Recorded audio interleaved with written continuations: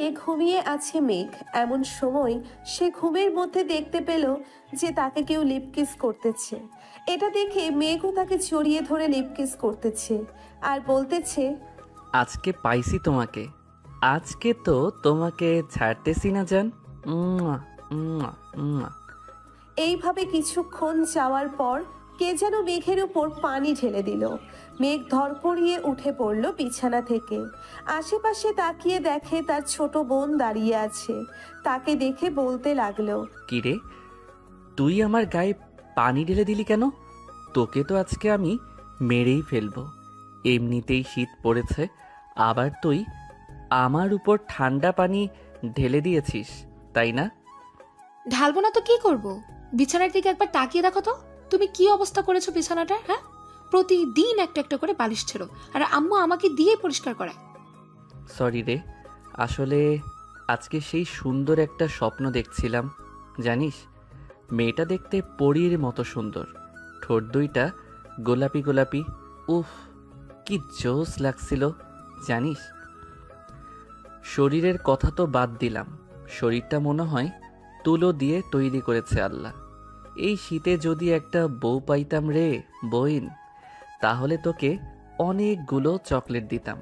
কথাটা শেষ হতে না হতেই সুফিয়া বেগম বিছানার ঝাড়ু নিয়ে এসে দিল 2টা বাড়ি মেঘের পিঠে। মেঘ ব্যথায় কোকিয়ে উঠে বলতে লাগলো, আহ আম্মু, আমাকে মারলে কেন? আমি বুঝি ব্যথা পাই না? তরে মারবো না তো আর কারে মারবো? প্রত্যেক দিন তুই একটা না একটা জিনিস নষ্ট করিস। তোকে তো কোনো কিছুই কিনে দিব না এবার। ভেবেছিলাম বিয়ে দিয়ে দিব, কিন্তু তা আর দিব না। আম্মু, বিয়ে দিলে তোমার ছেলের কপালে বউ থাকবে কিনা সন্দেহ আছে।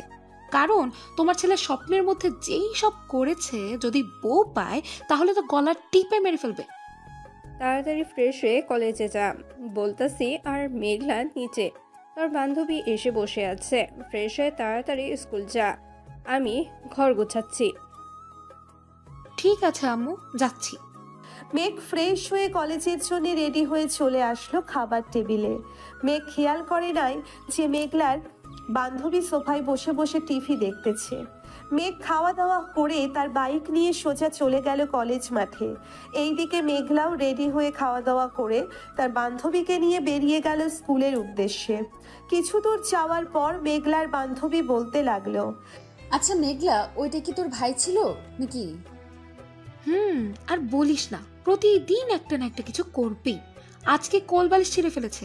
সে নাকি তার স্বপ্নে দেখেছে যে তাকে কোনো এক সুন্দরী মেয়ে এসে লিপকিস করছে। বাহ বাহ, সুন্দর স্বপ্ন তো দেখে তোর ভাই। তাকে বিয়ে করিয়ে দে। আর এক্ষুনি তো বিয়ে করিয়ে দেওয়ার সময়। আশেপাশের লোকেরা দেখিস না শীতের সময় বেশি বিয়ে করে। তাকে যদি বিয়ে দেই তাহলে মনে হয় না তার বউ 1 সপ্তাহ আমাদের বাড়িতে থাকবে। আমাকে যে অত্যাচার করে, আবার তো সেটা তার বউ চুমু দিতে দিতে তাকে মেরেই ফেলবে। যাক, ভালোই হলো। আজকে মুডটা খারাপ ছিল, তোর কথা শুনে মুডটা একদম ঠিক হয়ে গেল। মেঘলা আর আফরিন চলে গেল ক্লাসে।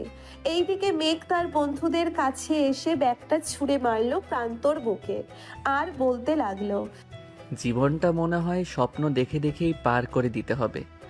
বিয়ের বয়স তো হয়েছে, আমার আম্মু আব্বু বিয়ে দেয় না কেন আমাকে বলতো? তোকে আবার বিয়ে দিবে তোর আম্মু আব্বু? তুই প্রতিদিন যা শোনাস আমাদের, আমার মতো মনে হয় না তুই 1 সপ্তাহ ঘরে বউ রাখতে পারবি। তোর এই অত্যাচারে তোর বউ এমনিতেই পালিয়ে যাবে। আরে ইমতিয়াজ, শোন আমার কথা। বল। আগে দেখ না মেঘ কি স্বপ্ন দেখেছে, এরপর না হয় তাকে সুন্দরী মেয়ের ঠিকানা দিব। ঠিক বলেছিস ইমতিয়াজ। মেঘ, শুরু কর তোর প্রতিদিন রুটিন। তাহলে শোন কি দেখেছি আজকে। আজকে সেই সুন্দর একটা স্বপ্ন দেখেছি। জানিস, মেয়েটা দেখতে পরীর মতো সুন্দর, ঠোঁট দুইটা গোলাপি গোলাপি। উফ, কি জোস লাগছিল জানিস। কোমরটা কি বলবো, নায়িকা অপসরীর মতো সুন্দর কোমর। আর কি কি দেখেছিস বল বল। ডাব দেখিস নাই? দোষ শালা, এত দিকে খেয়াল ছিল নাকি আমার? আমি তো শুধু মেয়েটার ঠোঁটে কিস করছিলাম। যেই তার জামাটা খুলতে যাবে অমনি শেষ। বাকিটা আমি বলে দেই। তোর বোন মেঘলা এক বালতি পানি তোর উপরে ঢেলে দিয়েছে, তাই না? একদম ঠিক বলেছিস, কিন্তু আমার বোন যে আমার উপর পানি ঢাললো, এটা তুই জানলি কি করে? স্বাভাবিক বিষয়। তুই যদি নিজেই খাওয়ার সময় আমাদের ফোন দিয়ে এটা বল দিস, তাহলে কি আমরা জানবো না? আমি ফোন দিয়েছিলাম নাকি তোদের? দিয়েছিলি। এখন তবে একটা সুন্দরী মেয়ের ঠিকানা দেই। আজকেই এই কলেজে ভর্তি হয়েছে। তুই যাকে নিয়ে প্রতিদিন সুন্দর স্বপ্ন দেখিস, এটাই হয়তো সেই মেয়ে। তাহলে দেরি করতেছিস, করেন এখনই দে, আমি তাড়াতাড়ি গিয়ে প্রপোজ করে আসি, পরে না হয় চুমু দিব লাইনে আসলে। ওই যে একটা মেয়ে দেখতেছিস না, একা দাঁড়িয়ে আছে বোরকা পরে, ওইটাই তো সুন্দরী পরী। তাড়াতাড়ি যা গিয়ে প্রপোজ করে দে, তা না হলে কিন্তু পরে দেখিস পাখি উড়াল দিবে। এখনই যাইতেছি, তোরা ভিডিও করে রাখ। ইমতিয়াজ তার ব্যাগ থেকে একটা ফুল বের করে দিল মেঘকে। এইদিকে মেঘ ফুলটা হাতে নিয়ে স্টাইল করে হাঁটতে হাঁটতে চলে গেল ওই মেয়েটার কাছে। আশেপাশে তাকিয়ে দেখে কেউ নেই, তাই মেঘ হাঁটু গেড়ে বসে প্রপোজ করতে লাগলো। আমি জানি না তুমি কোন রাজ্যের রাজকুমারী, আমি জানি না তোমার পরিচয়। আমি তোমাকে প্রতিদিন স্বপ্নে দেখি, তোমার ঠোঁটে কিস করি। তুমি কি হবে আমার রাজ্যের রাজকুমারী? তুমি কি হবে আমার মনের রাজকন্যা? আমি তোমাকে সুখে রাখবো। I love you.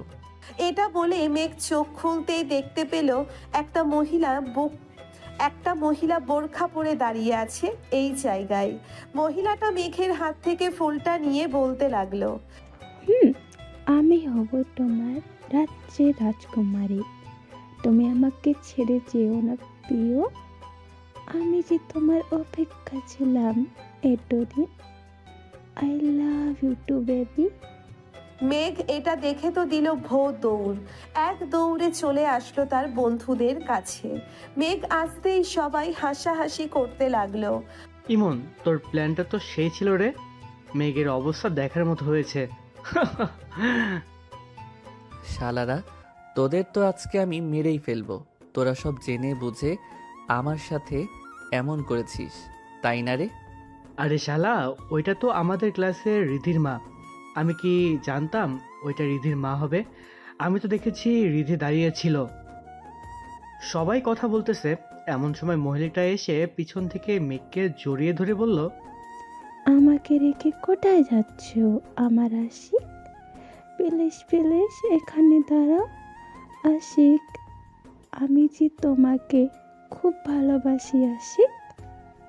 আম্মু গো, আমি আর বিয়ের কথা বলবো না গো, আমাকে বাঁচাও তোমরা কেউ এসে।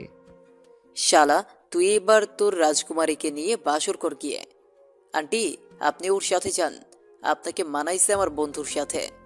আপনি যে এই বয়সে এত স্মার্ট ছেলের প্রপোজ পাবেন ভাবতেই পারি নাই। যা দুষ্টু ছেলে, আমাকে আন্টি ডাকছো কেন? আমাকে ভাবি ডাকবে ভাবি। চলো আমরা আসি, তোমাকে নিয়ে ঘুরে আসি সাত সমুদ্র তীর নদী। মহিলার কথা শুনে মেঘ তো কান্না করে দেওয়ার মতো অবস্থা। কোনো রকম তার বাইকটা স্টাডি দিয়ে ওইখান থেকে কেটে পড়লো। মেঘ আর এইদিকে হাসাহাসি করতেছে সবাই। যাক, আজকে একটু বেশি মজা পেলাম। চাচি, এই ছেলেটা একটু বউ পাগল তো, তাই আর কি আপনার সাথে এমন করেছে। কিছু মনে করবেন না, আপনাকে তার মা ভেবে এটা বলেছে। ও আচ্ছা, আমি যে ভাবছিলাম আমাকে তোমার গার্লফ্রেন্ড ভেবেছে। কালকে আমার আশিক এর জন্য আবার আসবো। এই কলেজে তোমরা কেউ কিছু বলবে না বলে দিলাম। ঠিক আছে, কেউ কিছু বললো না, আপনি এখন যান। মহিলাটা চলে যেতেই সবাই ও চলে আসলো। ক্লাসে দুটো ক্লাস করে সবাই বেরিয়ে চলে আসলো মাঠে। চলুন এখন পরিচয় পর্বটা দিয়ে দেওয়া যাক। মেঘ হচ্ছে এই কলেজের টপার। সে একবার মুখে যাই বলে তাই করে দেখায়। এবার ইন্টার সেকেন্ড ইয়ারের ছাত্র সে। তার বন্ধুরাও সেম ক্লাসে পড়ে। এখন আপাতত এইটুকু থাক, বাকিটা আস্তে আস্তে জানতে পারবেন। ধন্যবাদ। চলেন দেখি। মেঘ এখন কোথায় আছে? বাইকটা নিয়ে সোজা চলে গেল কলেজের পিছনে। 2 ঘন্টা কাটতেই আবারও চলে আসলো কলেজের ভেতরে। এসে দেখে তার বন্ধুরা গাছ তলায় বসে আছে। তাদের কাছে গিয়ে জিজ্ঞেস করতে লাগলো, কিরে, মহিলাটা চলে গেছে নাকি? যাই নাই তো, তোর জন্য অপেক্ষা করতেছে, হয়তো লেকের পারে। তুই গিয়ে দেখা করে আয়। শালারা, তোরা সব জেনে বুঝে এই কাজ করেছিস, তাই না রে? তোর শালা, আমরা কি জানতাম ওটা রীতির আম্মু হবে? আমরা জানলে তো তোকে কখনোই পাঠাইতাম না। এখন এক কাজ কর, ক্লাস তো করবি না, চল কোথাও থেকে ঘুরে আসি। ঠিক আছে, চল তাহলে যাই। সবাই সবার বাইক নিয়ে চলে গেল নদীর পাড়ে। দুপুর 1টা বাজতেছে, সূর্যটাও উঠেছে। এখন সবাই নদীর পাড়ে বসে আড্ডা দিতেছে। এমন সময় ইমন বলতে লাগলো, মেঘ, সবাই কিছু কিছু করে টাকা দে, একটা বাংলা মদ নিয়ে আসি। আমি এসবে নাই। আমার আব্বু একবার জানতে পারলে আমাকে মেরেই ফেলবে। বাংলা মদ না এনে তাড়াতাড়ি আমার মনের মতো একটা মেয়ে বের কর, তাহলে এই শীতে আমার বিয়েটাও খেতে পারবি। তা তো পারবো, কিন্তু তোর মনের মতো মেয়ে খুঁজে পাবো কি করে? আমাদের একবার বল তো, তোর মনের মতো মেয়ে কিরকম হবে?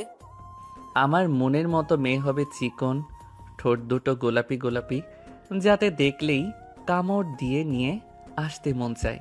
আর আমার থেকে একটু খাটো হলেই চলবে, দেখতে কিন্তু সুন্দরী হতে হবে। শালারা দেখতে তো সুন্দরী হবে, তুই যা যা বলেছিস তাদের মধ্যে ছাড়া এইসব অন্য কারো মধ্যে থাকবে না, তাই না? চল, খুব ক্ষুধা লাগছে, একটা রেস্টুরেন্ট থেকে কিছু খেয়ে আসি। চল, আজকে মতিন মামার কালাভুনা দিয়ে খেয়ে আসি। শুনেছি কালাভুনাটা সেইভাবে রান্না হয়। চল। সবাই চলে গেল মতিন রহমানের দোকানে। গরুর মাংসের কালো ভুনা দিয়ে সবাই খাবার খেয়ে চলে আসলো বাড়িতে। সন্ধ্যা 7টা, সবাই বসে আছে চায়ের দোকানে। চা খাওয়া শেষ। মেঘ সবার কাছ থেকে বিদায় নিয়ে চলে আসলো বাড়িতে। রাত 9টায় খাবার টেবিলে বসে আছে মেঘ। এমন সময় তার আপু এসে টেবিলে বসতে বসতে বলতে লাগলো, কিরে মেঘ, এইসব কি শুনতেছি? তুই নাকি প্রতিদিন একটা করে বালিশ ছিঁড়ে ফেলে দিস, এটা কি সত্যি কথা নাকি? আরে না আব্বু, আমি তোমার ছেলে, আমি কি এসব করতে পারি বলো? সব মিথ্যা কথা বলতেছে আম্মু আর আপু। হয়েছে, আর কিছু বলতে হবে না। তোর স্বভাব চরিত্র আমার ভালো করেই জানা আছে। এখন যা বলি শোন, কালকে আমার অফিসে যাবি। আমি নতুন প্রজেক্টের কাজ ধরেছি, ওইটাতে আমাকে হেল্প করবি। যদি ঠিক মতো করতে পারিস তাহলে তোর বিয়ে নিয়ে চিন্তা করবো আমি। ঠিক আছে আব্বু, আমি রাজি আছি। তোমার আগেই আমি অফিসে পৌঁছে যাব। মেঘ খাওয়া দাওয়া শেষ করে তাড়াতাড়ি ঘুমিয়ে গেল। এইদিকে সাইফুল চৌধুরী মেঘলাকে উদ্দেশ্য করে বলতে লাগলো, মেঘলা আফরিন তো তোর বান্ধবী, তাই না? তাকে আমার বেশ পছন্দ হয়েছে। আমি তার বাবা মায়ের সাথে কথা বলতে চাই। আব্বু, আমরা তো মাত্র 10-এ পড়ি। এখনই যদি ভাইয়ার সাথে আফরিনের বিয়ে দিয়ে দাও, তাহলে আফরিনের স্বপ্নটা পূর্ণই হবে না। সে চায় একজন বিজনেস ওমেন হতে। তা হতে পারবে, সমস্যা নেই। মেঘের সাথে থেকে সবকিছু শিখে যাবে, পরে না হয় আমার কাছে থেকে টাকা নিয়ে নিজে একটা অফিস তৈরি করবে। সকালে আফরিন আসবে, তুমি কথা বলে নিও। আর ভাইয়া যা করে, আফরিন থাকবে নাকি থাকবে না তার শিওর নেই।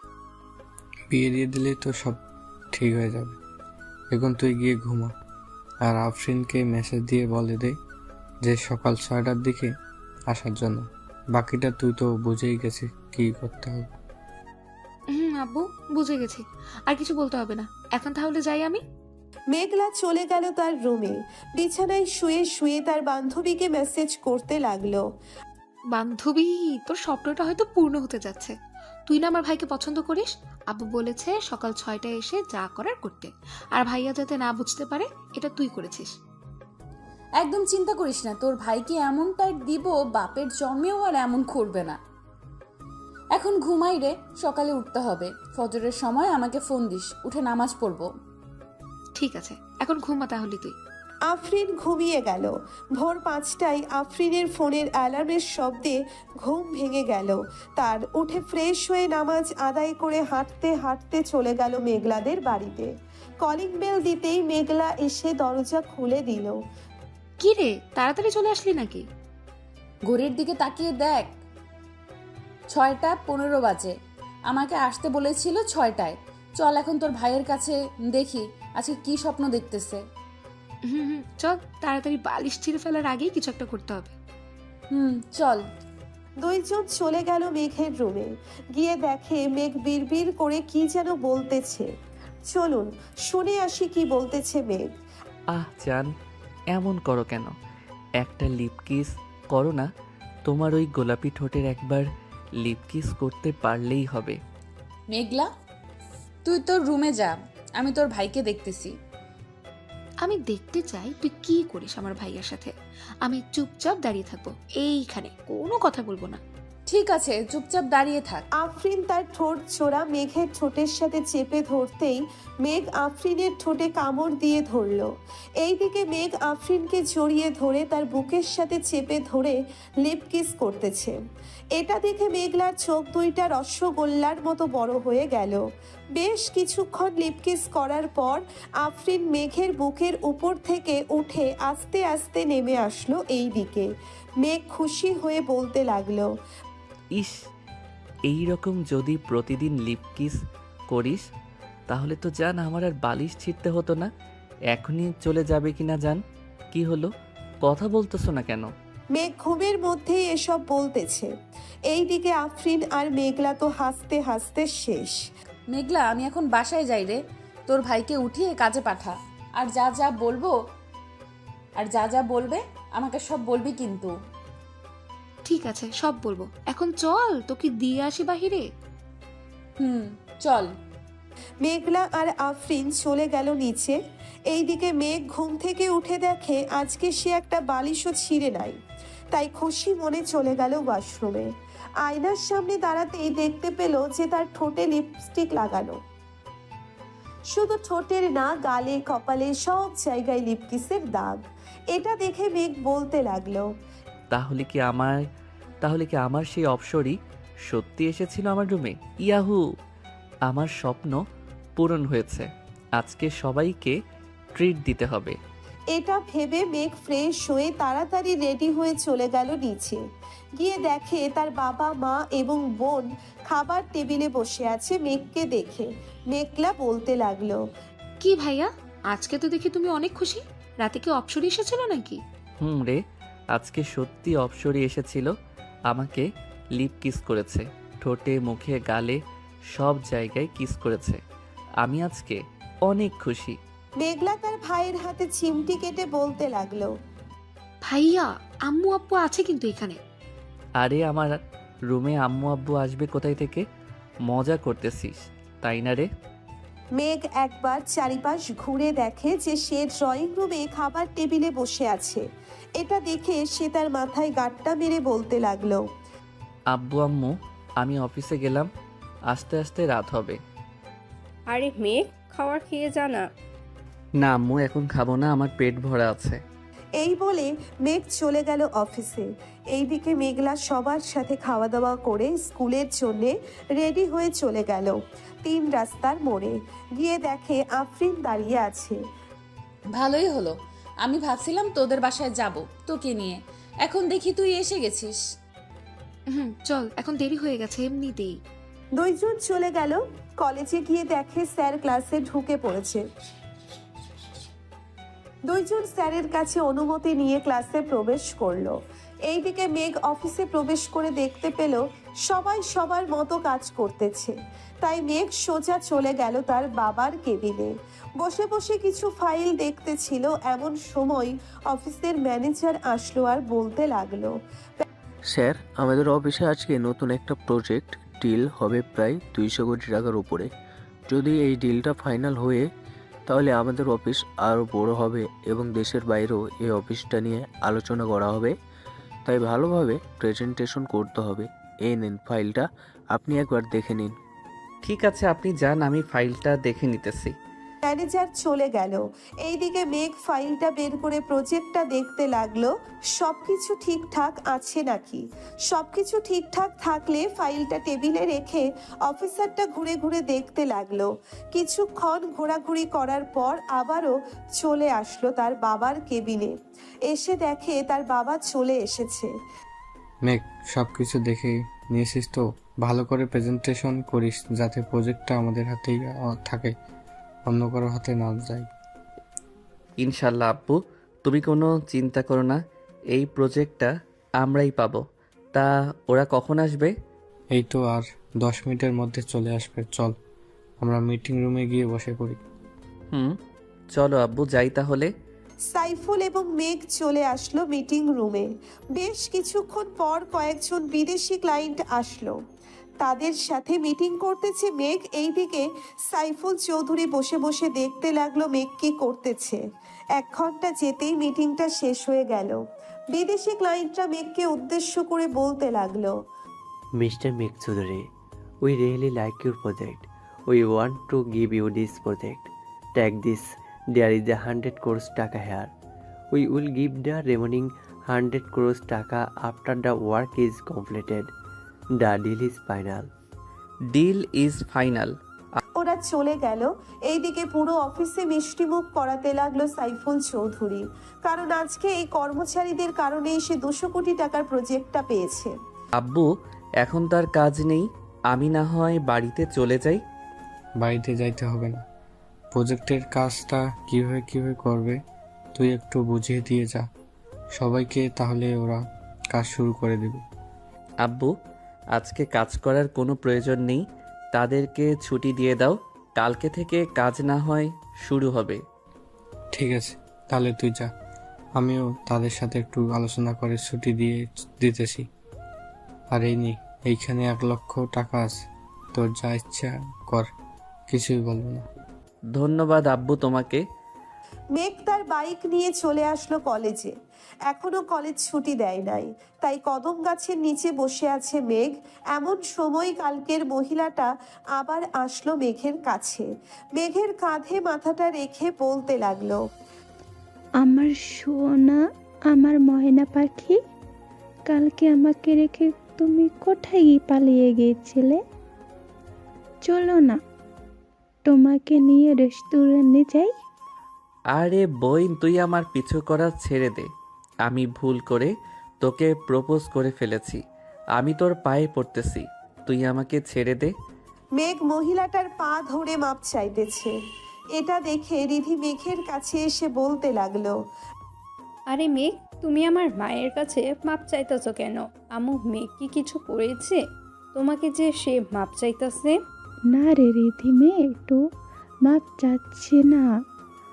আমি আসার সময় মাঠে পড়ে গিয়েছিলাম, মেঘ আমাকে এনে এখানে বসিয়েছে আর দেখছে আমার পায়ে কিছু হয়েছে কি না।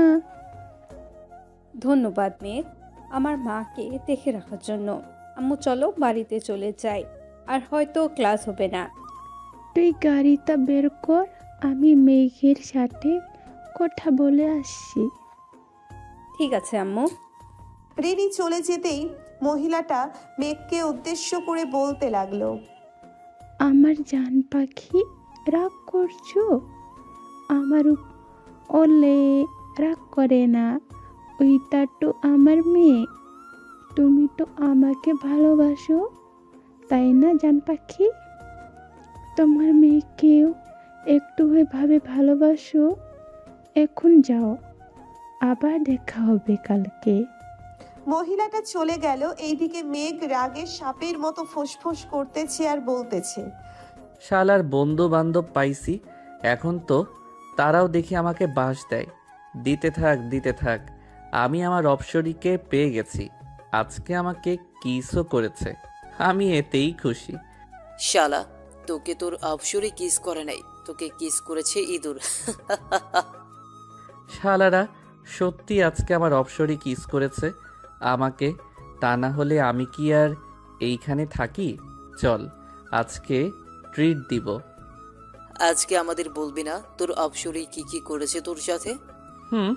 বলবো তো, আগে রেস্টুরেন্টে চল, এরপর না হয় আমি সব বলবো তোকে। আজকে 2টা সুখবর আছে। তাহলে তো যেতেই হয়, তবে বিল কি তুই আমাদের হাতে ধরিয়ে দিবি নাকি আবার? না, যে আজকে আব্বু আমাকে 1 লক্ষ টাকা দিয়েছে, এই দেখ, বলেছে যা ইচ্ছা তাই করার জন্য। তোকে একটা ভালো কাজ দিই, করতে পারবি তুই? ভালো কাজ আবার করতে পারবো না কেন? বল কি করতে হবে? আমাদের এলাকায় এতিমখানা আছে, ওইখানে প্রায় সব শিশু এতিম। তুই একটা গরু কিনে আন, 60 থেকে 70 হাজার দিয়ে ভালো একটা গরু আনা যাবে। বাকি যে টাকা থাকবে ওইটা আর আমরা কিছু দিয়ে না হয় এতিম বাচ্চাদের বিরিয়ানি করে খাওয়াবো। এখন তো শীত, তাদের জন্য না হয় একটা বড় বেড বানিয়ে নিয়ে আসি। কি বলিস তোরা?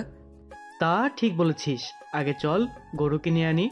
আমরা তো সবসময় ভালো ভালো খাবার খাই, একদিন না হয় তাদেরকে খাওয়ালাম। চল তাহলে বাইকগুলো যার যার বাড়িতে রেখে আসি। বাড়িতে রাখতে হবে না, বাজারের এক সাইডে পার্কে রাখলেই চলবে। চল এখন যাই। সবাই বাইক নিয়ে চলে গেল বাজারে। বড় দেখে একটা গরু কিনে নিল 90,000 টাকা দিয়ে। গরুটা হাঁটতে হাঁটতে নিয়ে চলে আসলো মেঘদের বাসায়। গরুটা হাঁটাতে হাঁটাতে নিয়ে চলে আসলো মেঘদের বাসায়।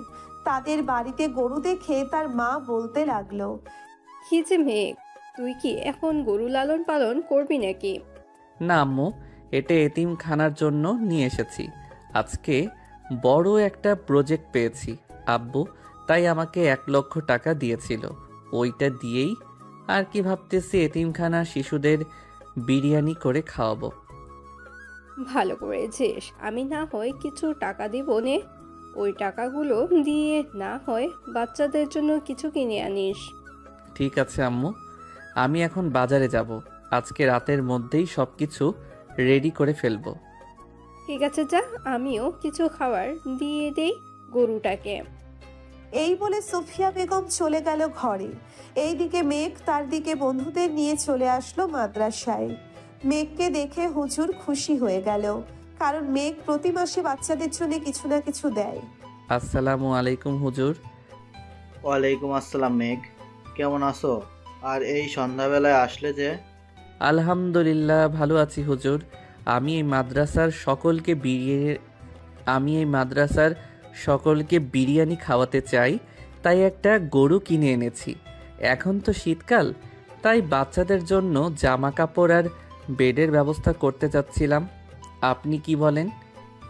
বেড তো তোমার আব্বু দিয়েছে, এখন আর কিছু লাগবে না। মাদ্রাসার সকলের এক কালার ড্রেস যদি পারো তাহলে বানিয়ে দাও, তাতেই চলবে।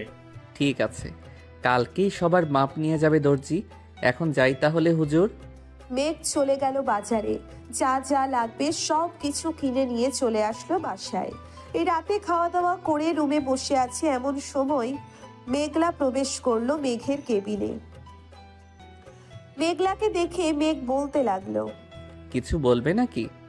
ভাইয়া, অপসরের চেহারাটা দেখেছো নাকি? দেখে থাকলে বলো, আমি দেখি সেরকম মেয়ে পাই কিনা। তার মুখ তো আমি দেখি নাই, তবে আমি আন্দাজ করতে পারতেছি যে তার ডান গালে ছোট্ট একটা তিল আছে আর ঠোঁটের নিচে ছোট্ট একটা তিল আছে। ইয়াহু, তার মানে আমি পেয়ে গেছি তোমার অপসরীকে। আর চিন্তার কোনো কারণ নেই, তুমি নিশ্চিন্তে থাকতে পারো। তোমার অপসরী তোমার কাছেই আছে, সে প্রতিদিন আসবে, এটা বলে দিলাম কিন্তু। তাহলে তো ভালোই হলো। অপসরীর ঠোঁটজোড়া অনেক মিষ্টি রে, যা বলে বোঝাতে পারবো না। আচ্ছা, তো তুমি মাদ্রাসার জন্য বিরিয়ানি কবে তৈরি করবে? কালকে তো শুক্রবার, কালকেই করবে নাকি? হ্যাঁ, কালকে করব। কেন, কোনো সমস্যা নাকি? না, কোনো সমস্যা নেই। এখন আমি ঘুমোতে যাই, গরু জবাই করার সময় আমাকে ডাক দিও। মেঘলা চলে গেল তার কেবিনে, গিয়ে ঘুমিয়ে পড়ল। রাত প্রায় 3টে, এমন সময় কলিং বেল বেজে উঠল। এত রাতে বেল বাজতে দেখে সাইফুল তার স্ত্রীকে উদ্দেশ্য করে বলতে লাগলো, কি ব্যাপার, এত রাতে কে এসেছে আমাদের বাড়িতে? আমিও তো জানি না কে এসেছে, চলো তো নিচে গিয়ে দেখি। কি ব্যাপার, তোমরা এত রাতে এখানে এসেছো যে? আঙ্কেল, মেঘ আমাদের আসতে বলেছে, তাই তো এসেছে। কিরে মেঘ, এত রাতে ওদের আসতে বললি কেন? কোনো দরকার আছে নাকি?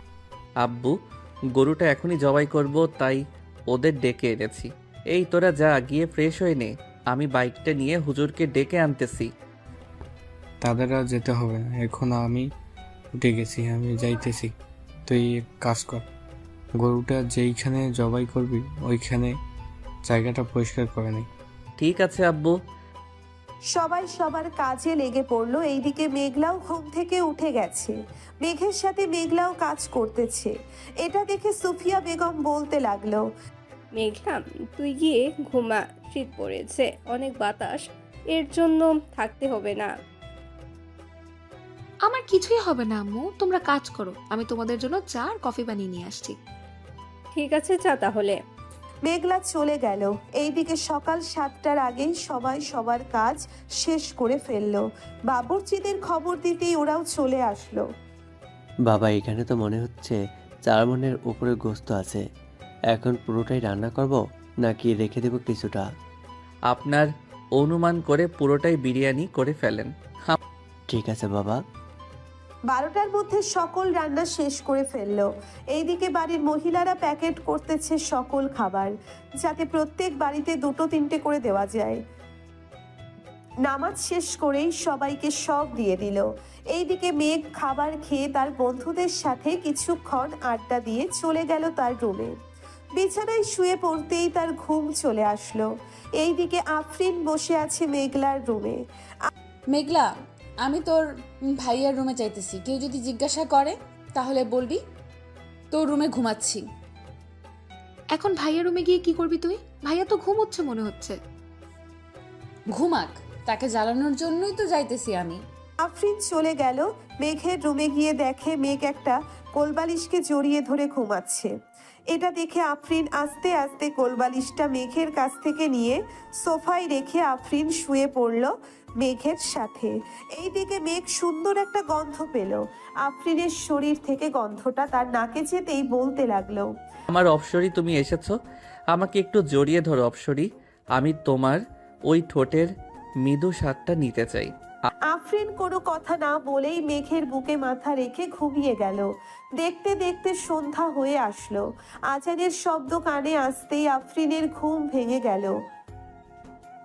মেঘের বুকের উপর থেকে উঠে আস্তে আস্তে রুম থেকে বের হয়ে চলে গেল মেঘলার রুমে। গিয়ে দেখে মেঘলা নামাজে দাঁড়িয়ে গেছে। এটা দেখে আফরিনও ফ্রেশ হয়ে অজু করে মেঘলার সাথে নামাজ আদায় করে নিল। রাতে সবাই খাবার টেবিলে খাবার খাচ্ছে।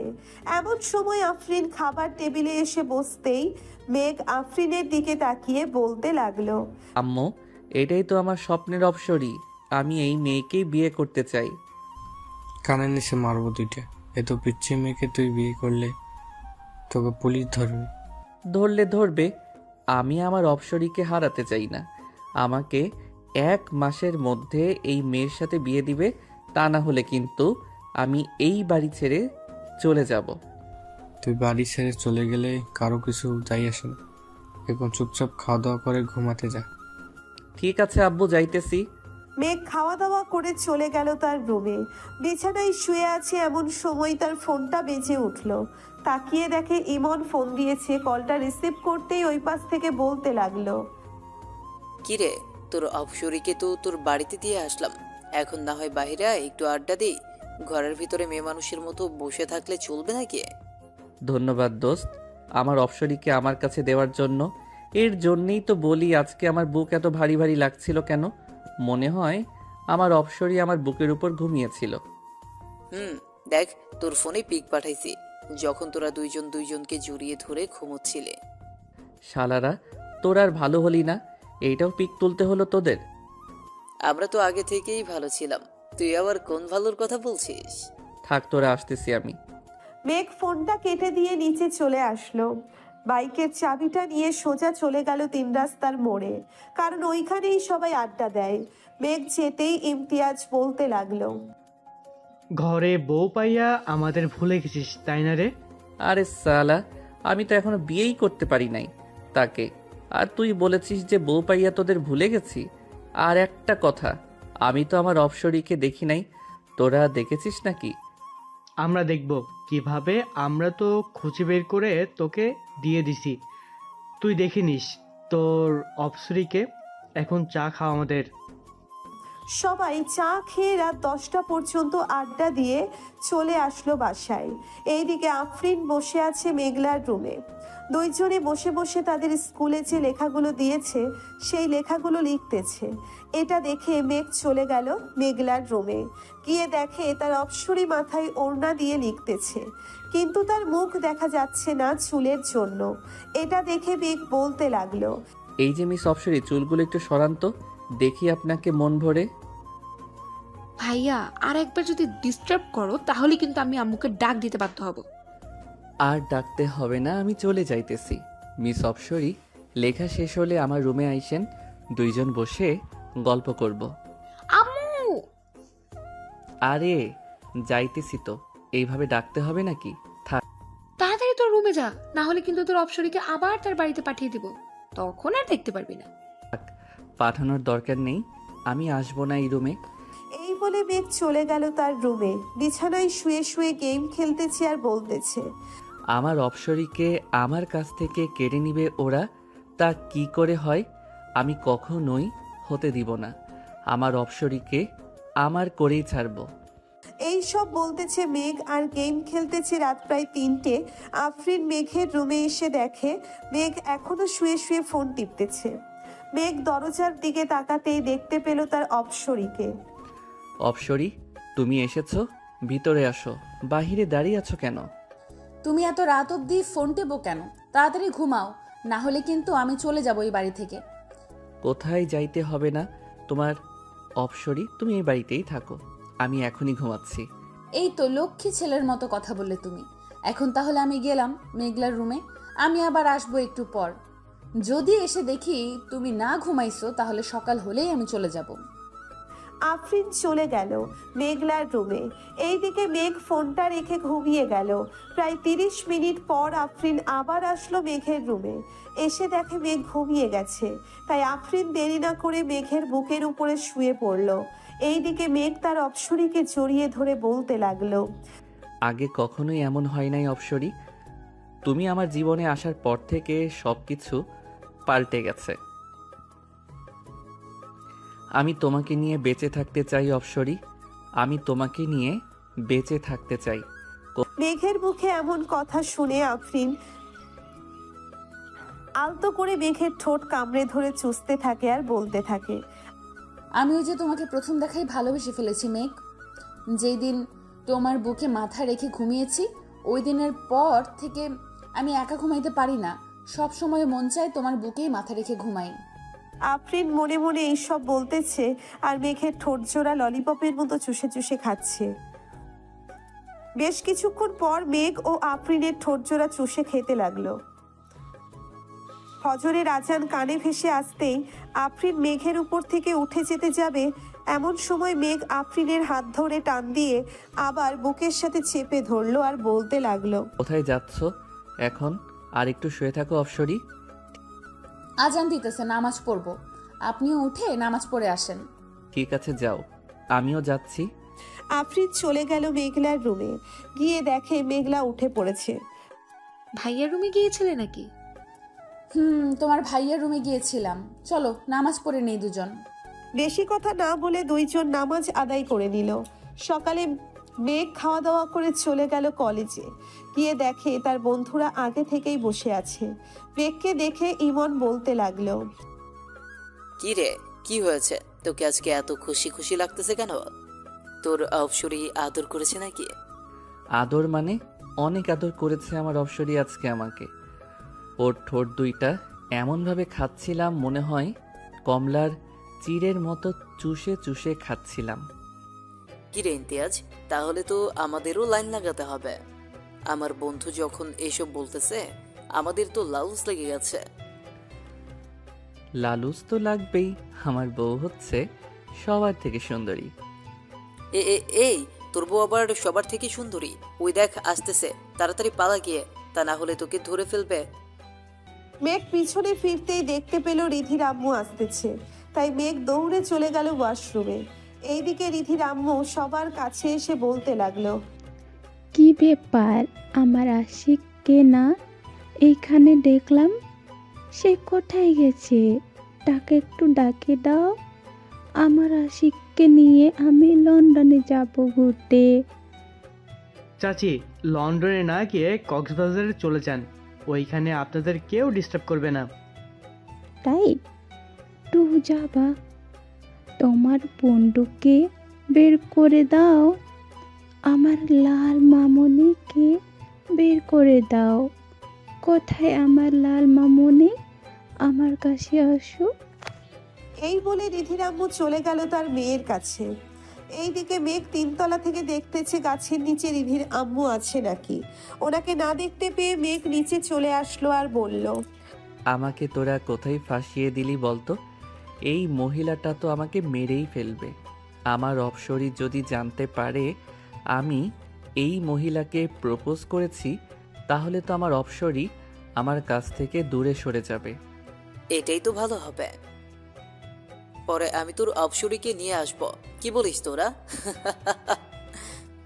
ইমনের কথা শুনে সবাই হাসতে লাগলো। বেশ কিছুক্ষণ এইভাবে হাসাহাসি করলো সবাই। এমন সময় মেঘের ফোনটা বেজে উঠলো। তাকিয়ে দেখে তাদের অফিসের ম্যানেজার ফোন দিয়েছে। মেঘ কলটা রিসিভ করতেই ওই পাশ থেকে ম্যানেজার বলতে লাগলো, স্যার, আপনার আব্বু গাড়ি অ্যাক্সিডেন্ট করেছে, আপনি তাড়াতাড়ি চলে আসেন এনকে মেডিকেল হসপিটালে। আমরা ওইখানেই স্যারকে ভর্তি করিয়েছি। ঠিক আছে, আমি এখনই আসতেছি। আর আপনি বাড়িতে জানায়েন না, কিন্তু বাড়িতে জানালে সবাই টেনশন করবে। ঠিক আছে স্যার, আমি জানাবো না। মেঘ ফোনটা কেটে দিয়ে তার সকল বন্ধুদের নিয়ে চলে আসলো। হাসপাতালে এসে দেখে ম্যানেজার অপারেশন থিয়েটারের বাহিরে দাঁড়িয়ে আছে। মেঘকে দেখে ম্যানেজার বলতে লাগলো, স্যারের মাথায় একটু আঘাত পেয়েছে, তাই হাত কিছু কাজ ঢুকে গিয়েছে, এগুলো বের করতেছে ডক্টর। এর বেশি কিছু হয় নাই তো আব্বুর? না, এর বেশি কিছু হয় নাই। পিছন থেকে একটা গাড়ি এসে স্যারের গাড়িতে মেরে দিয়ে চলে গিয়েছে। ইমন, খোঁজ লাগাতো কার গাড়ি ছিল ওইটা। পুলিশ সব কিছু দেখতেছে, কাউকে কোথাও যাইতে হবে না। ঠিক আছে। আর আব্বুর সাথে তো সব সময় আপনি থাকতেন, তাহলে আপনি যান নাই কেন আব্বুর সাথে? আমিও যাওয়ার জন্য গাড়িতে উঠছিলাম, পরে স্যার বলতেছে ভুলে ফাইলটা তার কেবিনে ফেলে এসেছে। আমি এইটা নিয়ে এসে দেখি স্যার চলে গিয়েছে। পরে ফোন দিতেই জানতে পারি যে স্যারের অ্যাক্সিডেন্ট হয়েছে। ও আচ্ছা। সবাই কথা বলতেছে এমন সময় ডাক্তার অপারেশন থিয়েটারের ভিতরে থেকে বের হয়ে বলতে লাগলো, তেমন বেশি আঘাত পায় নাই। আমরা ওনাকে ড্রেসিং করে দিয়েছি আর কিছু ওষুধ দিয়েছি, ওইগুলো খাইলেই ইনশাল্লাহ ঠিক হয়ে যাবে। আব্বুকে কি আজকেই বাড়ি নিয়ে যাইতে পারবো নাকি এইখানে রাখবেন কয়েকদিন? তেমন বেশি আঘাত পায় নাই, তাই এখানে রেখে কি করবেন? তার চেয়ে বাড়িতে নিয়ে যান, সবার সেবা যত্ন পেয়ে তাড়াতাড়ি সুস্থ হয়ে উঠবে। ঠিক আছে স্যার। ম্যানেজার আঙ্কেল, আপনি হাসপাতালের বিলটা দিয়ে অফিসে চলে যান, আর যদি কোনো কিছু দরকার হয় তাহলে আমাকে ফোন দিবেন, আমি গিয়ে সমাধান করে আসব। স্যার, আজকে একটা মিটিং ছিল, এই মিটিং তো স্যার করতে পারে নাই। আমি ওনাদেরকে জানিয়ে দিয়েছি, ওনারা বলেছে কালকে মিটিং করবে সকাল 10টায়, আপনি চলে আসেন। ঠিক আছে, এখন তাহলে আমি যাই। মেঘ তার আব্বুকে নিয়ে চলে আসলো বাড়িতে। কলিং বেল দিতেই মেঘলা এসে দরজা খুলে দিল। তার বাবার এমন অবস্থা দেখে কান্না করে দিল মেঘলা। এটা দেখে সাইফুল বলতে লাগলো, আরে মেঘলা, কান্না করছিস কেন? আমার তো কিছু হয়নি, সামান্য একটু ব্যথা পেয়েছি। তোমাকে বারণ করে সত্ত্বেও তুমি কেন অসুস্থ শরীর নিয়ে অফিসে গেছো ভাইয়া? কে বললে বুঝি ভাইয়া যাইতে পারতো না? তোমাকে বারণ করা সত্ত্বেও তুমি কেন অসুস্থ শরীর নিয়ে অফিসে গেছো ভাইয়া? কেউ বললে বুঝি ভাইয়া যেতে পারতো না? যাইতে তো পারতো, কিন্তু মিটিংটা আমার করার কথা ছিল, তাই তো তোর ভাইকে যাইতে দেয়নি। এখন তো আমি অসুস্থ, সবকিছু তোর ভাইকেই দেখতে হবে। মেঘ, আমাকে রুমে দিয়ে আয়। আব্বু চলো। মেঘ তার আব্বুকে রুমে দিয়ে আসলো। বিকাল 5টায় মেঘ চলে আসলো। অফিসে এসে দেখে সবাই এক জায়গায় দাঁড়িয়ে আছে। এটা দেখে মেঘ বলতে লাগলো, কি ব্যাপার, তোমরা এখানে দাঁড়িয়ে আছো কেন? কোনো সমস্যা হয়েছে? আমার কি? স্যার, আমাদের একজন কর্মী মারা গিয়েছে, ওনাকে আমরা বাঁচাতে পারি নাই। কিভাবে মারা গিয়েছে আর তোমরা কোথায় ছিলে সবাই? এতগুলো মানুষের মধ্যে থেকে একজন মানুষ মারা যায় কিভাবে? স্যার, আমরা আমাদের কাজ করছিলাম, পরে দেখতে পাই আব্দুল্লাহর শরীরে কারেন্টের শক লেগেছে। এটা দেখে আমরা সবাই তাকে ছাড়িয়ে অনেকক্ষণ মারার পর যখন ঠিক হচ্ছিল না, তখন আমরা তাকে হাসপাতালে নিয়ে যাই। ওইখানে ডাক্তার বলে যে রোগী মৃত। এখন ওনার পরিবার চলবে কি করে? আমাদের অফিসে কেন আছে? আমরা তার পরিবার চালাবো। তার বাড়িতে কে কে আছে কেউ জানলে আমাকে বলো। স্যার, ওনার বাড়িতে একটা ছেলে আছে, 18 বছরের মতো হবে। আর ওনার লাশ কি করব আমরা এখন? কিছু করতে হবে না, তার লাশ আমি নিয়ে যাব তাদের বাড়িতে। তোমরা সবাই আবার কাজ শুরু করো। আমি আব্বুর সাথে কথা বলতেছি, দেখি আব্বু কি বলে। ঠিক আছে স্যার, আপনি কথা বলেন, আমরা কাজ করি তাহলে। সবাই কাজ করতেছে। মেঘ তার বাবার সাথে কথা বলে ব্যাংক থেকে 3 লক্ষ টাকা তুলে নিয়ে চলে গেল ওই লোকটার বাড়িতে। লোকটার পুরো পরিবার কান্না করতেছে। এটা দেখে মেঘের চোখেও পানি চলে আসলো। টাকাগুলো লোকটার স্ত্রীর হাতে দিয়ে তাকে বলতে লাগলো, এইটা আমাদের অফিসের কার্ড। আপনার ছেলেকে কালকে অফিসে পাঠাবেন, ওর চাকরি হয়ে যাবে। ঠিক আছে স্যার, আর এই টাকাগুলো নিয়ে যান। আমাদের টাকা লাগবে না, আপনার বাবা আমাদেরকে অনেক কিছু দিয়েছে। এই টাকাগুলো আমার বাবাই আপনাদেরকে দিতে বলেছে, তাই তো আমি দিয়েছি। আর আপনার ছেলেকে কালকে পাঠিয়ে দিয়েন। এখন আমি যাই তাহলে। মেঘ চলে আসলো বাসায়। রাতে খাওয়া দাওয়া করে বসে আছে, এমন সময় আফরিন তার পাশে বসলো। আফরিনকে দেখে হা হয়ে গেল মেঘ। এইদিকে আফরিন মেঘের এমন হা করে তাকিয়ে থাকা দেখে বলতে লাগলো, এইভাবে যদি হা করে আমার দিকে তাকিয়ে থাকেন তাহলে তো আপনার মুখে হাতে ঢুকে যাবে। আফরিনের কথা শুনে মেঘ তার মুখটা বন্ধ করে ফেললো। সবাই বসে আছে, কথা বলতেছে।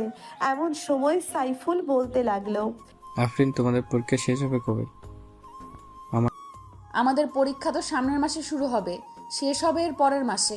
হঠাৎ এই কথা জিজ্ঞেস করলেন যে? আমার ছেলের অবস্থা তো দিন দিন খারাপ হয়ে যাচ্ছে, তাই তোমাদের পরীক্ষার পর 2 পরিবার মিলে বিয়ে দিয়ে দেবো। ও আচ্ছা, মেঘলা চলো আমরা ঘরে যাই, আমাদের পড়া আছে। চলো। মেঘ, আমি তো অফিসে যাইতে পারবো না। এখন থেকে তোকে অফিস দেখাশোনা করতে হবে। কলেজে তো যাস আর আসিস, কলেজে না গেলে চল কিছুদিন। আমি সুস্থ হলে এরপর না হয় কলেজ যাস। ঠিক আছে আব্বু, তোমরা থাকো তাহলে। আমি ঘুমাতে গেলাম, সকালে আবার মিটিং আছে, ওইটা নিয়ে কথা বলতে হবে ক্লায়েন্টের সাথে। যা। আর এই নেই পেন ড্রাইভ, এটার ভিতরে সব কিছুই আছে। কাজটা কিভাবে বুঝতে হবে তুই একবার দেখলে আশা করি বুঝে যাবে, আমাকে আর বোঝাতে হবে না। আব্বু। মেঘ চলে গেল তার রুমে। গিয়ে দেখে আফরিন বসে আছে। মেঘকে দেখে এক সাইডে গিয়ে বসে পড়ল আফরিন। মেঘ একবার আফরিনের দিকে তাকিয়ে তার ল্যাপটপটা নিয়ে বসে বসে কাজটা দেখতে লাগলো। এইদিকে আফরিন এক পলকে তাকিয়ে আছে মেঘের দিকে। এটা মেঘ খেয়াল করে, তাই আফরিনের উদ্দেশ্য করে বলতে থাকে, কিছু বলবে নাকি এইভাবে তাকিয়ে আছো যে? আমি আপনার কোলে বসতে চাই, আপনি কাজ করবেন আর আমি দেখব। ঠিক আছে, আগে দরজাটা বন্ধ করে আসো, এরপর না হয় বইসো। আফরিন দরজাটা বন্ধ করে এসে মেঘের কোলে বসে পড়ল। এইদিকে মেঘ আফরিনকে জড়িয়ে ধরে কাজ করতেছে। এটা আর আফরিন বারবার মেঘের ঠোঁটে, গালে, কপালে কিস করতেছে। এই তোমার এই দুইটা এত ছোট কেন? ছোট থাকবে না তো বড় থাকবে নাকি? আমি নিজেই তো ছোট মানুষ, আবার আমার জিনিস বড় হবে কি করে? একবার বিয়েটা হতে দাও, দেখবে সুর করে বড় হয়ে যাবে। যা দুষ্টু কোথাকার, আমার বুঝি লজ্জা করে না এসব শুনে? ওরে আমার লজ্জাবতী রে, যখন আমি ধরবো তখন লজ্জা করবে না বুঝি? জানি না, তুমি থাকো, আমি গেলাম মেঘলার রুমে। এইখানে চুপচাপ বসে থাকো, কোনো কথা বলবে না। আচ্ছা। আফরিন আর কোনো কথা বলল না। মেঘ তার কাজ শেষ করে আফরিনকে নিয়ে শুয়ে পড়ল। আফরিনের পেটে সুরসুরি দিতেই আফরিন লাফ দিয়ে উঠে পড়ল আর বলতে লাগলো, তোমার সাথে থাকা যাবে না, তুমি অনেক দুষ্টুমি করো, আমি গেলাম। আর দুষ্টুমি করব না, এখন তো শুয়ে থাকো। আর দুষ্টুমি করবে না বলে দিলাম। মেঘ আফরিনকে জড়িয়ে ধরে ঘুমিয়ে গেল। সকাল 9টায় ঘুম ভাঙলেও মেঘের উঠে ফ্রেশ হয়ে খাওয়া দাওয়া করে যেই অফিসের দিকে রওনা দিতে যাবে, এমন সময় পেছন থেকে মেঘলা বলতে লাগলো, ভাইয়া, আমাদেরকে একটা স্কুলের সামনে নামিয়ে দিতে পারবি? তাড়াতাড়ি আয়, আবার 10টায় মিটিং আছে, যাইতে হবে ওইখানে। মেঘ আফরিন এবং মেঘলাকে স্কুলের সামনে নামিয়ে দিয়ে চলেছে। গেল অফিসে গিয়ে দেখে ক্লায়েন্টরা চলে এসেছে। মেঘ তার পেন ড্রাইভটা বের করে বোঝাতে লাগলো প্রজেক্টটা কিভাবে কি করতে হবে। বোঝানো শেষ করে মেঘ চলে গেল তার আব্বুর কেবিনে বসে বসে কাজ করতেছে। এমন সময় দারোয়ান এসে বলতে লাগলো, স্যার, রহিমের ছেলে এসেছে। আপনি নাকি বলেছে তাকে আসার জন্য এখানে? পাঠিয়ে দাও তাকে, আমি কথা বলে নিতেছি তার সাথে। ঠিক আছে স্যার। মেঘ বসে বসে ল্যাপটপে কাজ করতেছে। এমন সময় রহিমের ছেলে কেবিনে প্রবেশ করলো। তাকে দেখে মেঘ হাসি খুশি ভাবে বলতে লাগলো, ভিতরে আসো তামিম, এইখানে বসো। স্যার, আমাকে একটা কাজ দিবেন বলেছিলেন, তাই এসেছিলাম। আব্বু তো আর নেই, এখন তো পরিবারটা আমাকেই দেখতে হবে। তা তো দেখতেই হবে তামিম, তুমি কোনো চিন্তা করো না। যখন যা লাগবে আমাকে বা আব্বুকে বলবে, তাহলে দিয়ে দিবে আব্বু। এই অফিসটা তৈরির সময় থেকে তোমার আব্বু কাজ করে এসেছে, এখন আল্লাহ তাকে নিয়ে গেছে। দোয়া করি তাকে জান্নাতবাসী করুক, আমিন। তা তুমি এইসব কাজ পারো তো? স্যার, পারি। আব্বু আমাকে সব কিছু শিখিয়ে দিয়েছে। আগে মাঝে মধ্যে আসতাম আব্বুর খাবার নিয়ে, তখন একটু আধটু শিখেছে। তাহলে আজ থেকে তোমার আব্বু যে মেশিনগুলো চালাইতো ওইগুলো তুমি চালাবে এখন থেকে। ঠিক আছে স্যার, তাহলে আমি আজ থেকেই কাজে লেগে পড়ি। আচ্ছা যাও তাহলে, আর সাবধানে কাজ করবে কিন্তু। তুমি একা একা কিছু করতে যেও না, এইখানে অনেক লোক আছে, ওদের ডাক দিবে। ঠিক আছে স্যার। তামিম চলে গেল তার কাজে। এইদিকে মেঘ তার কাজ শেষ করে চলে আসলো। বাসায় এসে দেখে আফরিনের আম্মু আব্বু এসে বসে আছে। তাদের দেখে মেঘ সালাম দিল। আসসালামু আলাইকুম, কেমন আছেন? ওয়ালাইকুম আসসালাম, আলহামদুলিল্লাহ ভালো আছি। তুমি কেমন আছো মেঘ? আমিও আলহামদুলিল্লাহ ভালো আছি। আপনারা বসেন, আমি ফ্রেশ হয়ে আসতেছি। মেঘ চলে গেল তার রুমে। ফ্রেশ হয়ে চলে আসলো, নিচে এসে দেখে সবাই বসে আছে। মেঘও তাদের সাথে বসে পড়ল। মেঘ, আমি চাইছিলাম তোমাদের বিয়েটা দিয়ে দেওয়ার জন্য, এখন তুমি কি বলো? আঙ্কেল, আফরিনের পরীক্ষা শেষ হোক, এরপর না হয় বিয়ে করব।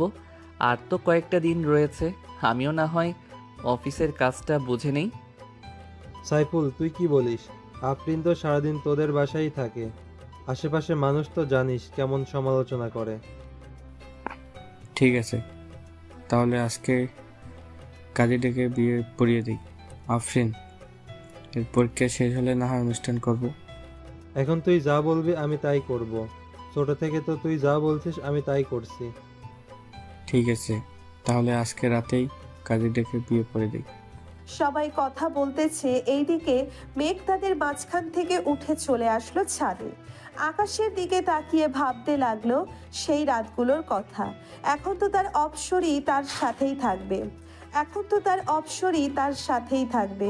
এই সব ভাবতেছে, এমন সময় পেছন থেকে কে যেন মেঘকে জড়িয়ে ধরলো আর বলতে লাগলো, আমার অনেক দিনের ইচ্ছা আজ পূর্ণ হবে। আমি তোমাকে অনেক ভালোবাসি মেঘ। আফরিনকে পেছন থেকে টেনে এনে মেঘের সামনে দাঁড় করিয়ে বলতে লাগলো, আমিও তোমাকে ভালোবাসি, কিন্তু এখন বিয়ে করলে তোমাকে নিয়ে বাহিরে ঘুরতে গেলে তো মেয়েরা আমার দিকে তাকাবে না, তাই ভাবতেছি আরও কয়েক বছর পর বিয়ে করব। কি বললি কুত্তা? আমাকে রেখে অন্য মেয়েদের সাথে টাঙ্কি মারিস? আজকে দেখ তোর কি অবস্থা করি, শুধু রাতটা হতে দে। এখন কিছু করলাম না, সকালে তুই হাঁটতে পারবি না এমন অবস্থা করব। আমাকে ভয় দেখিয়ে কোনো লাভ নেই, আমি তোমার মতো পিচ্চি মেয়েকে ভয় পাই না। সো এখন এইখান থেকে যাও। ভয় পাস না তো ঠিক আছে, শুধু দেখ কি করি আমি তোকে রাতের বেলা। এই বলে আফরিন রাগে চলে গেল নিচে। এইদিকে মেঘ তো মহা খুশি তার অপসরীকে রাগিয়ে দিয়ে। রাতে সবাই খাওয়া দাওয়া শেষ করে বসে আছে। এমন সময় কলিং বেলের শব্দ পেল সবাই। আপনারা বসেন, আমি দেখে আসতেছি কে এসেছে। এই বলে আফরিন চলে গেল দরজা খুলতে। দরজাটা খুলতেই দেখতে পেল কাজী সাহেব দাঁড়িয়ে আছে। ওনাকে সালাম দিয়ে ভিতরে নিয়ে আসলো আফরিন। সবাই বসে আছে সোফায়। এমন সময় কাজী বলতে লাগলো, কার কার বিয়ে হবে তাদের আইডি কার্ড বা জন্ম নিবন্ধনটা নিয়ে আসেন। কাজী সাহেব, মেয়ের বয়সটা একটু কম, আপনি বিয়ে করে দিয়ে যান। যদি কোনো সমস্যা হয় আমি দেখে নেব। দেখুন, এটা তো আইনগত অপরাধ, মেয়ের বয়স 18 না হলে বিয়ে দেওয়া। আচ্ছা আপনি আনেন, সব কিছু আমি দেখে নিচ্ছি। সবকিছু নিয়ে দিতেই কাজী সাহেব তার খাতায় যা যা লেখার দরকার তা লিখে নিল। কিছুক্ষণের মধ্যে সকল নিয়মকানুন মেনে মেঘ তার আফরিনের বিয়েটা হয়ে গেল। এইদিকে কাজী তার পাওনা টাকা নিয়ে যেতেই সাইফুল বলতে লাগলো, মেঘ, আফরিনকে নিয়ে ঘরে যা, অনেক রাত হয়েছে, আবার কালকে অফিসে যাইতে হবে। ঠিক আছে আব্বু, যাইতেছি। আফরিন আর মেঘ চলে আসলো রুমে। এইদিকে মেঘ বিছানায় বসতেই আফরিন বলতে লাগলো, দাঁড়িয়ে কথা বলতে হবে কেন? সোজা হয়ে দাঁড়াও, তোমার সাথে আমার কথা আছে। বসে কথা বলো, তাহলেই তো হয়। আমি বসে বসে কথা বলতে পারি না, দাঁড়িয়ে কথা বলো। মেঘ দাঁড়াতেই আফরিন বিছানায় ঝাড়ু দিয়ে মেঘকে পিটাতে লাগলো আর বলতে লাগলো, ঘরে এত সুন্দর একটা বউ থাকতে তুই অন্য মেয়েদের দিকে তাকাস, আজকে তোর চোখ তুলে নিব। এই বলে আফরিন মেঘকে চড়ে চড়ে পিটাতে লাগলো। মেঘের চিৎকার শুনে নিচ থেকে সবাই দৌড়ে চলে আসলো উপরে। মেঘের দরজার সামনে দাঁড়িয়ে মেঘলা বলতে লাগলো, কি হয়েছে ভাবি? ভাইয়া চিৎকার করছে কেন? তোমার ভাইয়ার মাথায় ভূত চাপছে, সে নাকি অন্য মেয়ের কাছে যাবে, তাই একটু নেল পলিশ লাগাচ্ছিলাম। ও আচ্ছা। আব্বু আম্মু চলো চলো নিচে যাই, ভাবি ভাইয়াকে সাইজ করুক। ভাইয়া কিছুদিন ধরে দেখছি একটা মেয়ের পেছনে ঘুরছে। তাহলে তো আমারও যাওয়া দরকার। বৌমা এমনভাবে মারবে যাতে কালকে আর বিছনা থেকে উঠবে না পারে। যদি সকালে ডাক্তারের প্রয়োজন হয় তাহলে ডাক্তার ডেকে আনবো। ঠিক আছে আব্বু, আপনারা যান, আমি আপনার ছেলেকে এমনভাবে সাইজ করব যাতে আর কোনো দিন কোনো মেয়ের দিকে না তাকাতে পারে। সবাই চলে গেল নিচে। এইদিকে মেঘ চিৎকার করতেছে আর বলতেছে, বউ, আমাকে মাফ করে দাও। আমি আর কখনোই কোনো মেয়ের দিকে তাকানো তো দূরের কথা, তার দিকে চাইবও না। কি বললি তুই কুত্তা? আমার দিকে চাইবি না? তাহলে তোর চোখ রেখে কি করব? তোর চোখটাই তুলে ফেলি। ও মা গো, বাঁচাও গো, ও আল্লাহ গো, আমাকে বাঁচাও এই ডাইনিমের হাত থেকে। আগে তো শান্ত শিষ্ট ছিল, এখন এটা তো একটা আস্তা ডাইনি হয়ে গেছে। ডাইনি তো আমি, এখন দেখ কি করি তোকে। কিছুক্ষণ মারার পর আফরিন ক্লান্ত হয়ে যায় আর বলতে থাকে, এখন কান ধরে উদ্বাস করবি 1000 বার, আমি সারা রাত শুয়ে শুয়ে দেখব। ও বউ, একটু কম করা যায় না? আমি আর কখনোই এমন করব না, বললাম তো তোমাকে। ঠিক আছে, তুই যখন এটা বলতেছিস তাহলে তোর কথা মেনে নিলাম। যা, 200 বার কান ধরে উদ্বাস করবি। পরে কি করতে হবে আমি বলতেছি। এরপরেও আরো কাজ করতে হবে? জি মহারাজ, এরপরও কাজ করতে হবে। এখন তাড়াতাড়ি উঠবস করতে থাকেন তো। মেঘ উঠবোস করতে লাগলো। 200 বার কান ধরে উঠবোস করতে করতে তার হাঁটু যেন খুলে পড়ে যাবে এমন অবস্থা। কান ধরে উঠবোস করা শেষ হতেই কোনো রকম বিছানায় গিয়ে বসলো আর বলতে লাগলো, ওই অপসরি, এখন তো মাফ করো আমাকে, আমি যাই এখন ছাদে। কোথাও যাইতে হবে না, এখানে চুপচাপ বসেন। আমি নিচ থেকে আপনার জন্য খাবার নিয়ে আসতেছি। এতক্ষণ মারার পর হয়তো আপনার পেটের খাবার হজম হয়ে গেছে, আবার তো কান ধরে উদ্বাস করেছেন, এতে তো আরো বেশি। এই বলে আফরিন চলে গেল। নিচে গিয়ে দেখে মেঘলা একলা একলা মুভি দেখতেছে আর চিপস খাচ্ছে। মেঘলাকে দেখে আফরিন বলতে লাগলো, কি ব্যাপার, তুমি এখনো জেগে আছো যে? ঘুমাবে না নাকি? ঘুমাবো তো, মুভিটা শেষ হলেই ঘুমোতে চলে যাব। তার আগে আমাকে একটা কথা বলো, ভাইয়ের কি অবস্থা? সকালে কি অ্যাম্বুলেন্স আনতে হবে? না না, এমনিতেই ঠিক হয়ে যাবে। এখন খাবার খাওয়াবো আর একটু পর আদর করব, তাহলেই দেখবে সকালে তোমার ভাইকে না আমাকে হসপিটালে নিতে হবে। আপনি কি কম আছেন নাকি ভাইয়ের থেকে? আপনিও দেখিয়ে দিবেন আপনার শরীরেরও পাওয়ার আছে। কিরে, তুই আমাকে আপনি করে বলতেছিস কেন? আমি না তোর বেস্ট ফ্রেন্ড, তুই করে বলবি? তুই কি আর আমার বেস্ট ফ্রেন্ড আছিস? এখন তো আমার ভাবি হয়ে গেছিস, সেই হিসেবে তুই আমার বড়, আমি তোকে আপনি করেই বলবো। দিব কানের নিচে একটা। চল খাবার গরম করে আনি, তোরও হয়তো ক্ষুধা লেগেছে। এখন তো রাত বড়, মনে হয় যেমন 2-3 দিন চলে গেছে। আমারও এমনই মনে হয়। আচ্ছা চলো খাবার গরম করে ভাইয়াকে দিয়ে আসি। দুইজন চলে গেল রান্নাঘরে। খাবার গরম করে মেঘলার জন্য কিছু রেখে বাকিটা নিয়ে চলে গেল মেঘের রুমে। গিয়ে দেখে মেঘ নিজের পা ধরে কান্না করতেছে আর বলতেছে, আল্লাহ গো, আমার কপালটা বুঝি পুড়ে গেল গো। এইটা কি বউ দিলা আমার কপালে? এখন তো আমাকে যখন তখন মারবে, আমি কিছুই করতে পারবো না। একদম ঠিক ধরেছ, আমি তোমাকে যখন তখন মারবো, কিন্তু তুমি আমার কিছুই করতে পারবে না। আমাকে যেমন মারবে তেমন আমিও তোমাকে মারবো। পরে বসে বসে শুধু কান্না করা ছাড়া আর কোনো উপায় নেই তোমার। এই দেখো, আমি এক চুমুকি 1 গ্লাস দুধ খেয়ে নিতে পারি। সো এখন বুঝে নাও আমার শরীরে কত শক্তি আছে। বুঝে গেছি, তোমার শরীরে অনেক শক্তি আছে। এখন আমাকে খাবার দাও, খুব ক্ষুধা লাগছে। মেঘ খাওয়া দাওয়া করে বিছানায় শুয়ে পড়ল। এইদিকে আফরিন থালা বাসনগুলো নিচে রেখে চলে গেল। ওপরে গিয়ে দেখে মেঘ বিছানায় চিৎপটাং শুয়ে আছে। এটা দেখে আফরিন আবার হাতে ঝাড়ু নিতেই মেঘ বিছানা থেকে লাফ দিয়ে সোফায় এসে বসে পড়ল আর বলতে লাগলো, সরি, আর কখনোই বিছানায় শুয়ে থাকবো না। তুমি একাই বিছানায় শুয়ে থাকো। আমি বিছানায় শুয়ে তো থাকবো, কিন্তু আমাকে বাবু গিফট তো করবে তুমি। তাড়াতাড়ি আসো, তা না হলে আবার কিন্তু শুরু করব তোমার উপর অত্যাচার। কিন্তু আমি তোমাকে বাবু গিফট করব কিভাবে? আমি তো এই সবের কিছুই বুঝি না। কি বললি তুই কুত্তা? আসিতেছি। মেঘ বিছানায় যেতেই আফরিন মেঘের ঠোঁট জোড়া তার দখল করে নিয়ে যেইভাবে পারছে ওইভাবেই চুষে চুষে খাচ্ছে। এইদিকে মেঘও কম কিসের, আফরিনের 2টা আপেলের মতো টিপতে থাকে আর ঠোঁট চুষতে থাকে। এইদিকে আফরিন ব্যথায় কোকিয়ে উঠে বলতে লাগলো, কি করতেছো? আস্তে টেপো, ব্যথা পাই তো। ব্যথা তো পাবেই, ছোট ছোট আপেলের মতো জিনিস তোমার ভালোভাবে ধরতেও পারি না। এটাই অনেক আমার জন্য। এখন যদি তোমার আরো বড় লাগে তাহলে বড় করে নাও, বাধা দিছে কে?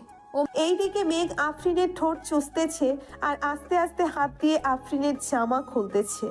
বেশ কিছুক্ষণ ঠোঁট চষার পর আফরিনের শরীরে চুমু খেতে লাগলো। এইদিকে আফরিন কেঁপে কেঁপে উঠতেছে। বেশ কিছুক্ষণ পর মেঘ তার মেডেল স্টাম্পটা আফরিনের মেইন জায়গায় ঠেকিয়ে দিল। এদিকে আফরিনের চিৎকার দিয়েই অজ্ঞান হয়ে গেল। মাগো, মরে গেলাম গো। এইদিকে মেঘ আফরিনকে ডাকতেছে, কিন্তু আফরিনের কোনো সাড়া শব্দ নেই। তাই মেঘ টেবিলের উপর থেকে পানির গ্লাসটা নিয়ে আফরিনের মুখে পানি ছিটিয়ে দিতেই আফরিনের জ্ঞান ফিরে আসলো আর বলতে লাগলো, এই কুত্তা, এইভাবে কেউ করে নাকি? আমি তো মরেই যেতাম আর একটুর জন্য। এটা তো কিছুই না, এখন দেখবে কি যে করি। এই বলেই মেঘ আফরিনের সাথে টি20 খেলতে লাগলো। কয়েক ঘন্টা খেলার পর মেঘ আফরিনের বুকের উপর শুয়ে পড়লো আর বলতে লাগলো, সরি জান, আমি বুঝতে পারি নাই তুমি যে প্রথমে এত ব্যথা পাবে। আর সরি বলতে হবে না, এখন ওঠো। পুরো বিছানা তো ব্লিডিং এ ভরে গেছে, তাড়াতাড়ি পানিতে ভিজিয়ে রাখতে হবে। মেঘ আফরিনের উপর থেকে উঠে চলে গেল ওয়াশরুমে। ফ্রেশ হয়ে বাহিরে এসে দেখে আফরিন এখনো শুয়ে আছে বিছানায়। এটা দেখে মেঘ বলতে লাগলো, কি ব্যাপার, উঠবে না নাকি? এখনো যে বিছানায় শুয়ে আছো। অনেক ব্যথা করতেছে, উঠবো কি করে? তুমি এমন ভাবে করেছো যে থাকার বললাম না। আচ্ছা, আমি কিছু একটা করতেছি। এই বলে মেঘ চলে গেল মেঘলার রুমের সামনে। চুপি চুপি মেঘলার রুমে ঢুকে ফোনে লাইট লাগিয়ে দেখতে লাগলো ট্যাবলেটের বক্সটা কোথায়। এইদিকে মেঘলা তো ঘুমাই নাই, এক চোখ মেলে দেখতে লাগলো কে এসেছে। মেঘকে দেখে বুঝে গেল মেঘলা কিছু একটা হয়েছে, তাই মেঘকে উদ্দেশ্য করে মেঘলা বলল, ভাইয়া, কি খুঁজছো আমার রুমে? মেঘলার গলার স্বর শুনে মেঘ চমকে গেল আর বলতে লাগলো, কই কিছু না তো, এমনি এসেছিলাম। কি হয়েছে বলো আমাকে। না মানে তোর বান্ধবী। হয়েছে, আর কিচ্ছু বলতে হবে না। তুমি এই রুমে ঘুমাও, আমি দেখছি। ঠিক আছে যা, আর যদি দরকার হয় ডাক দিস আমাকে। ঠিক আছে। মেঘলা গিয়ে দেখে আফরিন বিছানায় শুয়ে আছে চুপ করে। আফরিনের কাছে গিয়ে শরীরে হাত দিয়ে দেখতে লাগলো জ্বর এসেছে কিনা। এইদিকে আফরিন মেঘলাকে দেখে বলতে লাগলো, কি ব্যাপার, তুই এত রাতে এইখানে? কি হয়েছে আমাকে বল, আমি দেখছি। অনেক ব্যথা করতেছে রে, তাই তোর ভাইকে পাঠিয়েছিলাম ব্যথার ট্যাবলেট আনতে। এখন তোর ভাইয়া তো আসলো না। পিরিয়ড হয়েছে নাকি? না, ওইগুলো হয়েছে, বুঝে গেছি। আর কিচ্ছু বলতে হবে না, একটু ওয়েট কর, আমি আনছি এক্ষুনি। মেঘলা চলে গেল তার রুমে। একটা ব্যথার ট্যাবলেট তার ভাইয়ের হাতে ধরিয়ে দিয়ে বলতে লাগলো, এই নাও, এটা ভাবিকে খাইয়ে দাও, তাহলে ব্যথা কমে যাবে। ঠিক আছে, তুই ঘুমা তাহলে। মেঘ চলে গেল তার রুমে। আফরিনকে ঔষধটা খাইয়ে দিয়ে শুয়ে পড়ল তার পাশে। সকাল 10টায় মেঘ ঘুম থেকে উঠে চলে আসলো নিচে। এসে দেখে সবাই বসে আছে আর কি নিয়ে যেন আলোচনা করতেছে। মেঘকে দেখে তার বাবা বলতে লাগলো, মেঘ, ওরা হচ্ছে আমার বিজনেস পার্টনার, বাইরের দেশ থেকে এসেছে। এখন এদের সাথে একটু মিটিং করতেছি, তুইও বসে শুন। ঠিক আছে আব্বু। মেঘও বসে শুনতে লাগলো। মিটিং শেষ হতেই সবাই চলে গেল। এইদিকে মেঘ খাওয়া দাওয়া করে চলে আসলো অফিসে। দেখতে দেখতে কেটে গেল 2টি মাস। সন্ধ্যা 7টায় মেঘ অফিস থেকে বাড়ি ফিরতেই আফরিন বলতে লাগলো, মেঘ, অনেক দিন তো হলো বাইরে গিয়ে ফুচকা খাওয়া হয় না, চলো বাইরে গিয়ে ফুচকা খেয়ে আসি। আচ্ছা, তুমি আর মেঘলা রেডি হয়ে নাও, আমি এখনই আসতেছি ফ্রেশ হয়ে। ঠিক আছে। মেঘ চলে গেল ফ্রেশ হতে। ফ্রেশ হয়ে নিচে আসতেই দেখতে পেল 2জন কালো বোরখা পরে বসে আছে সোফায়। 2জনকেই পুরোই অপসরী লাগতেছে। মেঘ তাদের 2জনের কিছুক্ষণ প্রশংসা করে নিয়ে চলে আসলো বাহিরে। যেই গাড়িতে উঠতে যাবে এমন সময় আফরিন বলল, এখন আর গাড়ি নিতে হবে না, আজকে না হয় আমরা রিক্সা দিয়ে যাই। ঠিক আছে, চলো তাহলে। মেঘ একটা রিক্সা ডেকে 3জন চলে আসলো আর পার্কে। এইখানে সবাই জোড়ায় জোড়ায় বসে আছে। কিছুক্ষণ ঘোরাঘুরি করে 3জন ফুচকা খেয়ে চলে আসলো বাসায়। রাতে খাওয়া দাওয়া করতেছে এমন সময় সাইফুল বলতে লাগলো, মেঘ, সামনের শুক্রবার তোদের বিয়ে রেডি থাকিস তোরা। ঠিক আছে আব্বু, আমাদের তো শপিং করা আগেই শেষ, এখন তো আর কিছুই করতে হবে না, তাই না? এখন আর কিছুই করতে হবে না। কালকে অফিসে গিয়ে একটি ডিল ফাইনাল করে আসিস তো। কয়েক মাস আগে যে আমরা 200 কোটি টাকার ডিল ফাইনাল করেছিলাম, ওরা এসেছে। এবার আরও ভালো মানের কালেকশনগুলো দেখাবে। আব্বু, তুমি চিন্তা করো না, এখন তো অফিস আমি দেখতেছি, সব কিছু আমি করব। তুমি শুধু বলে দিবে কবে কার সাথে ডিল করতে হবে। ঠিক আছে, এখন তাহলে যা রুমে। মেঘ চলে গেল রুমে। বেশ কিছুক্ষণ পর আফরিন 2টা দুধের গ্লাস হাতে নিয়ে চলে আসলো উপরে। একটা মেঘকে দিল আর একটা নিজেই খেয়ে নিল। রাত প্রায় 12টা। 2জন গল্প করতেছে শুয়ে শুয়ে। এমন সময় আফরিন বলতে লাগলো, আমাদের তো একবার বাসর হয়েছে, আর একবার বাসর হবে, তাই না? এইবার দেখবে তোমাকে একটা বেবি উপহার দিয়েই ছাড়বো, মনে যেন থাকে। দেখা যাবে কি করতে পারো তুমি। এখন তাহলে ঘুমাও। 2জন ঘুমিয়ে গেল। সবাই 7টা মেঘ উঠে সকাল 7টা মেঘ উঠে ফ্রেশ হয়ে খাওয়া দাওয়া করে চলে গেল অফিসে। কয়েকটা ফাইল গুছিয়ে নিয়ে দেখতেছে এমন সময় মেঘের ফোনটা বেজে উঠল। তাকিয়ে দেখে তাদের অফিসের ম্যানেজার ফোন দিয়েছে। কলটা রিসিভ করতেই ওই পাশ থেকে বলতে লাগলো, স্যার, বিদেশি ক্লায়েন্টরা এসেছে এবং কি করব তাদের? আমার কেবিনে পাঠিয়ে দাও, আমি কেবিনেই আছি। ঠিক আছে স্যার, পাঠিয়ে দিতেছি। মেঘ বিদেশি ক্লায়েন্টের সাথে কথাবার্তা বলে 5 বছরের একটা ডিল ফাইনাল করে নিল। দেখতে দেখতে কেটে গেল 6 দিন। 2 বাড়িতে বিয়ের আয়োজন, মানুষ ভর্তি 2 বাড়িতেই। মেঘের হলুদ সন্ধ্যা শেষ হতেই মেঘদের বাড়ি দেখে কয়েকজন চলে গেল আফরিনদের বাড়িতে। ওইখানে হলুদ সন্ধ্যা শেষ হয়ে গেল। রাত পেরিয়ে সকাল হতে বিয়ের আয়োজন, রান্নাবান্নার দিকে খেয়াল রাখতেছে আফরিনের চাচা। দুপুর 12টায় মেঘ রেডি হয়ে বসে আছে তার বন্ধুদের অপেক্ষায়, কখন আসবে তারা। কিছুক্ষণ পর সবাই চলে আসলো। মেঘকে দাঁড়িয়ে থাকতে দেখে বলতে লাগলো, কিরে, এইখানে দাঁড়িয়ে আছিস কেন? চল বিয়ে বাড়িতে যাই, সবাই তো চলে গেছে। বিয়ে বাড়িতে তো যাব, নামাজটা আগে পড়ে আসি চলো। আফরিনদের বাড়ি তো কাছেই, 5 মিনিট সময় লাগবে যাইতে। নামাজ পড়ে আইসা এরপর যাইতে পারবো। সবাই চলে গেল মসজিদে। নামাজ আদায় করে চলে আসলো বাসায়। মেঘের সকল বন্ধু বান্ধব বসে আছে গাড়িতে। মেঘ যেতেই ইমন বলতে লাগলো, সবাই শোন, এবার কিন্তু প্রোটেকশন দেওয়া যাবে না। এটা নিয়ে মামার কিন্তু দ্বিতীয়বার বাসর হবে। এখন সবাই ঠিক করে নেই কি দেওয়া যায়। আরে এটা রাতে দেওয়া যাবে, এক্ষুনি এত তাড়াহুড়ো করছিস কেন? আগে বিয়েটা খেয়ে নেই, এরপর না হয় দেওয়া যাবে। শালা বিয়ে করে একটা। সবাই হাসাহাসি করতে করতে চলে আসলো বিয়ে বাড়িতে। গেট ধরে দাঁড়িয়ে আছে মেঘের সকল শালীরা।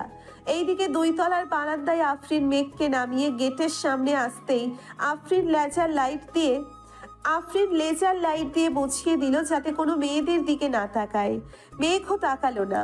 খাওয়া দাওয়া শেষ করে আগের সকল নিয়ম মেনে আফরিনকে নিয়ে চলে আসলো বাসায়। দুজন এর আগে বিয়ে করিয়ে দিয়েছে, তাই আর কাছেই ডাকে নাই। রাতে সবাই বসে আছে ছাদে। এমন সময় আফরিন আসলো আর বলতে লাগলো, তোমরা তো আমাদের গিফট দাও নাই, আমাদের গিফট দাও। ভাবি এটা কিন্তু ঠিক না, আপনি আয়েশা গিফট চাইতেছেন, আমরা কিন্তু দিব না। ঠিক আছে, তাহলে তোমাদের গিফট তোমাদের কাছে রাখো, আমার জামাইকে দিয়ে দাও। রাত তো 1টা বাজে, বাসর তো করতে হবে, তাই না? এই বলে আফরিন মেঘকে টানতে টানতে নিয়ে চলে আসলো বাসর ঘরে। দরজাটা লাগিয়ে দিয়ে দুইজন অজু করে 2 রাকাত নফল নামাজ পড়ে নিল। আফরিন নামাজ আদায় করে খাটের উপরে বসে আছে। বেশ কিছুক্ষণ পর মেঘ আফরিনের পাশে গিয়ে বসলো আর বলতে লাগলো, বউ, ও বউ, আজকে আদর করলে হয় না নাকি? আদর করবি না মানে? তোর আদর করতেই হবে। এখন শুরু করবি। রাত বাজে এখন 1:35, ভোর 4:45-এ আদর শেষ করে উঠবি। ঠিক আছে, প্রস্তুত হও তুমি। আমি কিন্তু আজকে তোমার ওই আপেলগুলোতে অনেক কামড় দিব। আমি রেডি আছি, যা ইচ্ছা করতে পারো, করো। মেঘ আফরিনের শাড়ি খুলে ফেলে দিল নিচে। ঠোঁটে কিস করতে করতে নামতে লাগলো নিচের দিকে। বুকের কাছে এসেই আফরিনের আপেলগুলোতে কামড় দিতে লাগলো। এইদিকে আফরিন ব্যথায় কোকিয়ে উঠে বলল, ওই কুত্তা, কামড়ও দিবি আবার জোরে জোরে টিপতেও থাকবি, আমার বুঝি ব্যথা করে না? ব্যথা করার জন্যই তো বাসর করব আজকে। এই বলে মেঘ আফরিনের শরীরের যেখানে সেখানে কামড় দিতেছে আর চুমু দিতেছে। বেশ কিছুক্ষণ এমন করার পর মেঘ চলে গেল মেইন জায়গায়।